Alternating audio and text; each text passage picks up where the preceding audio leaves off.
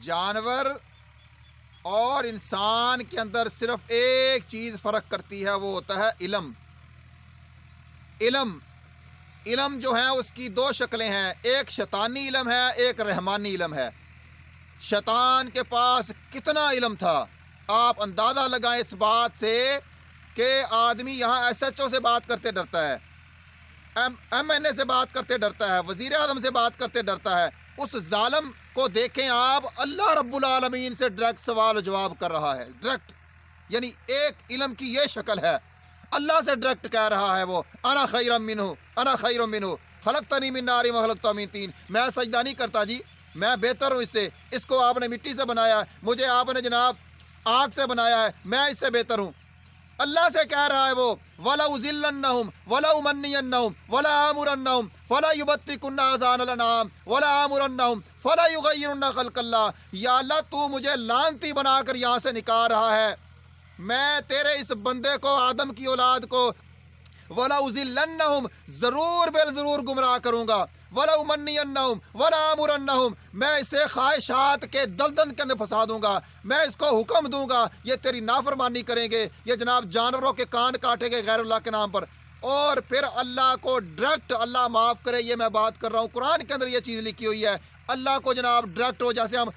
جناب پاکستان کے اندر لڑائی ہوتی ہے نا، جناب دھمکیاں لگا رہے ہوتے ہیں، اللہ معاف، کون دھمکی لگا سکتا ہے اللہ تعالیٰ کو، لیکن وہ اللہ تعالیٰ سے ڈائریکٹ اللہ کو کہہ رہا ہے کیا، لَآتِيَنَّهُمْ مِن بَيْنِ أَيْدِيهِمْ وَمِنْ خَلْفِهِمْ وَعَنْ أَيْمَانِهِمْ وَعَنْ شَمَائِلِهِمْ۔ یا اللہ اس انسان کی وجہ سے تو نے مجھے راندہ درگار بنا دیا، تو نے مجھے جناب یہاں سے دھتکار دیا، یہاں سے نکال دیا، تو نے مجھے ذلیل رسوا اور جناب قیامت تک لعنتی قرار دے لیا، اب دیکھ میں کیا کروں گا، لَآتِيَنَّهُمْ مِن بَيْنِ أَيْدِيهِمْ وَمِنْ خَلْفِهِمْ وَعَنْ أَيْمَانِهِمْ وَعَنْ شَمَائِلِهِمْ وَمِنْ فَوْقِهِمْ۔ اللہ تعالیٰ قرآن کے اندر فرماتے ہیں، یا اللہ، یعنی وہ یہ اللہ تعالیٰ کو وہ ڈائریکٹ کہہ رہا ہے، اللہ میں اسے دائیں بھی گمراہ کروں گا، بائیں بھی گمراہ کروں گا، سامنے سے گمراہ کروں گا، پیچھے سے گمراہ کروں گا، اوپر سے گمراہ کروں گا، جہاں سے میرا زور لگے گا میں گمراہ کروں گا۔ یہ اللہ کے ساتھ وہ باتیں کر رہا ہے ظالم، اللہ سے۔ اللہ حلیم ہے، بردبار ہے۔ تو کہنے کا مقصد یہ ہے شیطانی علم، اور ایک ہے رحمانی علم۔ رحمان کا علم کیا ہے؟ نبی علیہ الصلوۃ والسلام روزانہ صبح کی دعا میں ایک بات کرتے تھے، اللہم انی اسألک علما نافعا، یا اللہ مجھے ایسا علم عطا فرما جس کے اندر نفع ہی نفع ہو، جو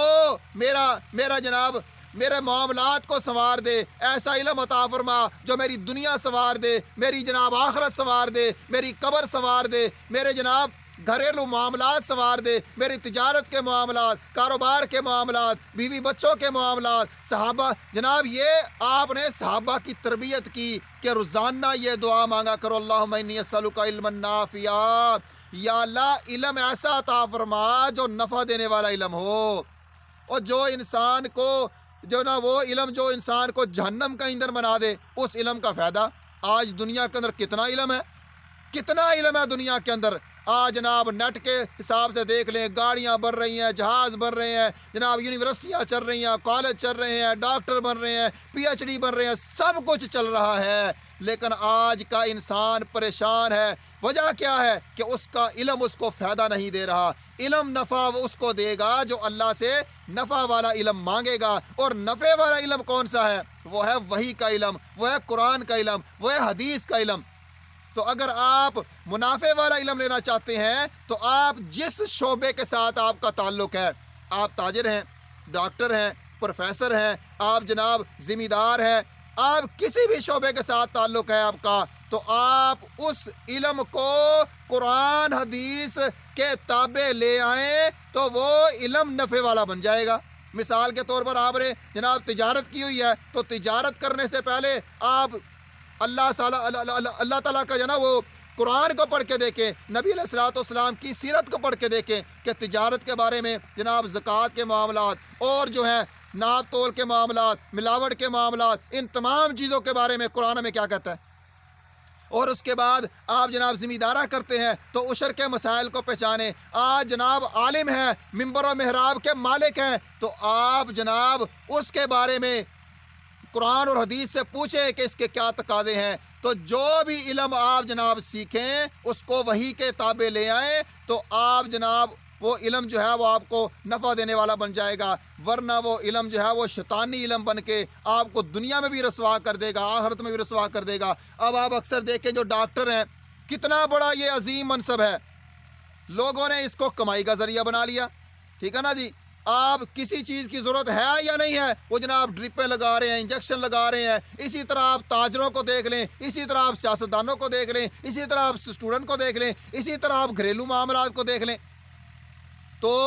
انشاءاللہ ہم نے اللہ سے مانگنی ہے، اللہم انی اسألک علما نافعا، یا اللہ میں علم دے تو نفع والا علم دے، ٹھیک ہے نا جی۔ اس کے مقابلے میں نبی علیہ الصلوۃ والسلام ایک دعا کرتے تھے، اللہم انی اعوذ بک من علم لا ینفع، یا اللہ مجھے اس علم سے بچا جو نفع نہ دے، ٹھیک ہے نا جی۔ اللہ اکبر۔ اور فرمایا اللہم انی اعوذ بک من علم لا ینفع وقلب لا یخشع ونفس لا تشبع ومن دعاء لا یستجاب له، اور ایک اور روایت میں آتا ہے ومن عین لا تدمع۔ اللہ اکبر۔ یا اللہ وہ علم جو نفع نہ دے، جو آنکھ تیرے رستے میں نہ بہے، یا اللہ وہ نفس جو بھرے نہ، اور وہ دعا جو قبول نہ ہو، یا اللہ ان چیزوں سے مجھے بچا کے رکھ۔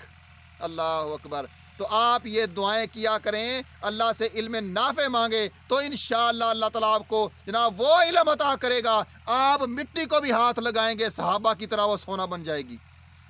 اگر آپ نے یہ علم اللہ سے نہ مانگا تو آپ کے ہاتھ میں قارون کی طرح خزانے بھی ہوں گے، فرعون کی طرح حکومت بھی ہوگی، آپ جناب دنیا کے مانے تانے لوگ ہوں گے۔ اگر آپ کے پاس یہ نفع دینے والا علم نہ ہوگا تو دنیا سے آپ حسرت کا جناب حسرت کے طرح حسرت وہ جناب وہ ہاتھ ملتے ہوئے دنیا سے چلے جائیں گے، سب آپ کی محنت آپ کی جناب وہ سب رائے گاہ چلی جائے گی، آپ دنیا سے جناب پریشان ہو کر جائیں گے اگر آپ کے پاس نفع والا علم نہ ہوا تو۔